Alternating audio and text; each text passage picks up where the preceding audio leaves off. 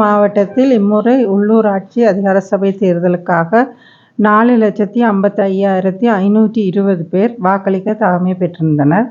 இன்றைய தினம், அதாவது மே மாதம் 6ஆம் தேதி காலை 7 மணி முதல் 477 வாக்களிப்பு நிலையங்களில் வாக்குகள் மக்களால் அமைதியான முறையிலும் ஆர்வத்துடனும் அளிக்கப்பட்டது. இந்த பணிகள் யாவும் பிற்பகல் 4 மணியுடன் பூர்த்தியாக்கப்பட்டது. அந்த வேளையில் மட்டக்களப்பு மாவட்டத்தில் 60.69 வாக்குகள் அளிக்கப்பட்டு இருந்தன.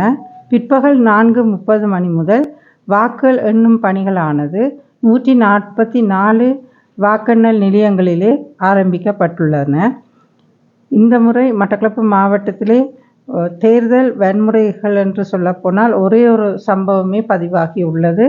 இன்றைய தினத்தில் மட்டும் 139 தேர்தல் விதிமீறல்கள் எங்களுக்கு அறிக்கையிடப்பட்டுள்ளன. ஒட்டுமொத்தமாக மட்டக்களப்பு மாவட்டத்தில் எத்தனை வீத வாக்களிப்பு? ஒட்டுமொத்தமாகத்தான் பிற்பகல் 4 மணிக்கு 60.69 வீதம் வாக்குகள் அளிக்கப்பட்டிருந்தன.